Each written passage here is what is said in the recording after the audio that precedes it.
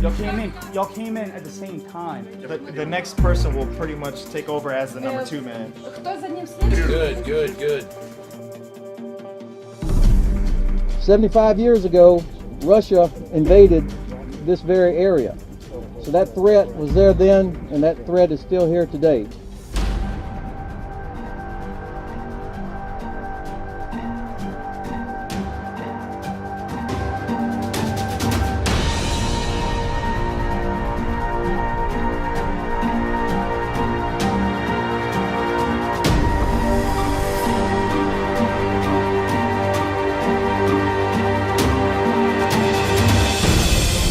My fellow Americans, tonight I want to speak to you about what the United States will do with our friends and allies to degrade and ultimately destroy.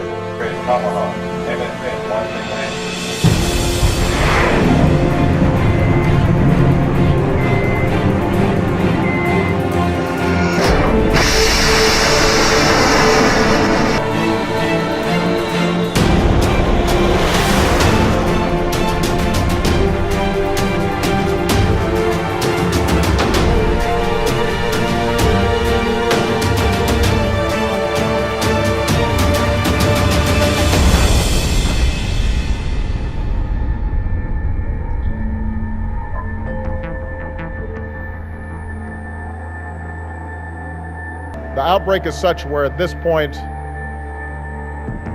more people will die. But if we move fast, even if imperfectly, then that could mean the difference between 10,000, 20,000, 30,000 deaths versus hundreds of thousands or even 1 million deaths. So everybody's got to move fast in order for us to make a difference. I've said that this is as important a national security priority for my team as anything else that's out there.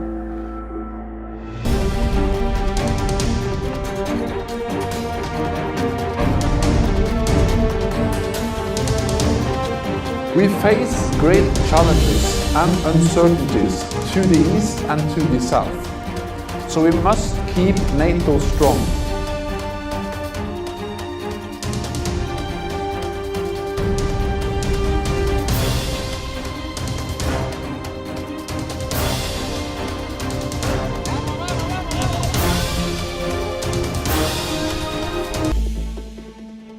We've seen a nation bring a military force on a border to great readiness and initially call it an exercise. Strategically supply, position, and enable that force. Then that force goes across an internationally recognized border, imposes its will on another sovereign nation by force, annexes that land by force, retreats, reforms, strategically resupplies, enables, provides for that force, and then goes across the border again and imposes its military will on a sovereign nation. That cannot be seen as a nation acting as a partner. Threats from terrorists and insurgents will remain with us for a long time. But we also must deal with a revisionist Russia, with its modern and capable army on NATO's doorstep. And as disruptive technologies and destructive weapons proliferate in the hands of state and non-state actors, the specter of so-called hybrid warfare looms large. Работа с другой руки. Рука твердая, танки наши быстрые.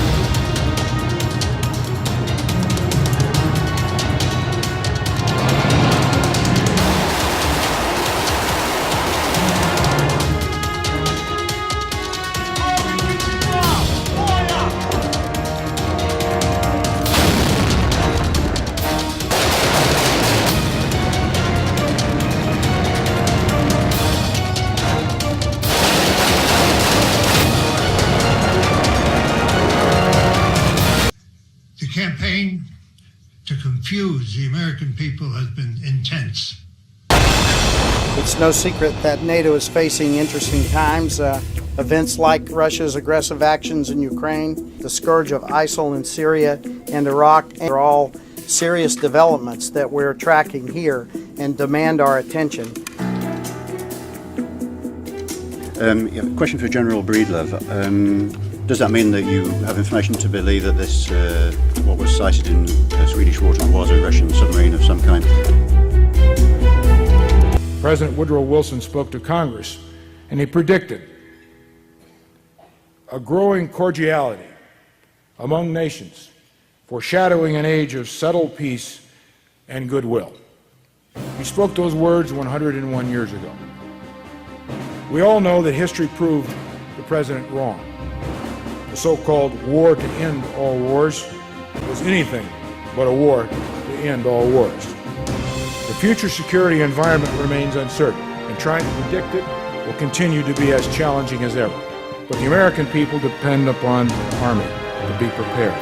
And I know those who represent today's Army in this room know that we will not fail them. Боевая тревога, ракетная атака. Нанести ядерный удар согласно плана боевого применения стратегической операции ядерных сил. 20 часов 27 минут 00 секунд 29 октября.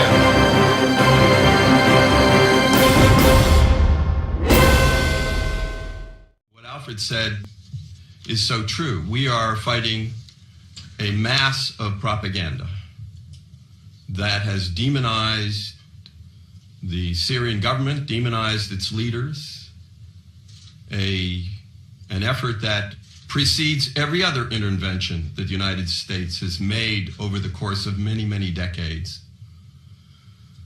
in order to convince people that it's okay for quote-unquote humanitarian reasons to overthrow a government and to replace it with whatever.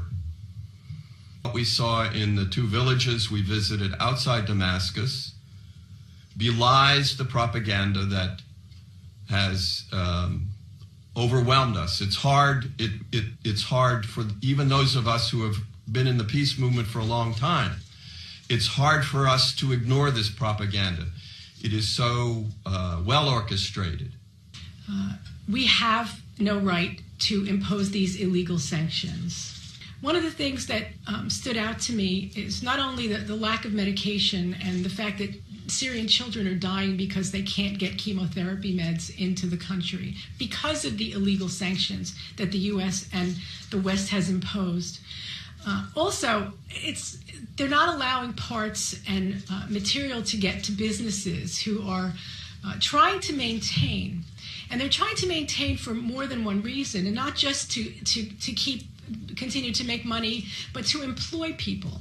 Because when people have no way to earn a living, they become desperate. And we know that some of the Syrian people who may have chosen to join the terrorists, mostly for economic reasons, because they couldn't earn a living. And their benefactors, the U.S. and all the others who are collaborating together to fund this terrorism, are paying people very well to participate. The campaign to confuse the American people has been intense. And it is our purpose to try to bring some light, some understanding,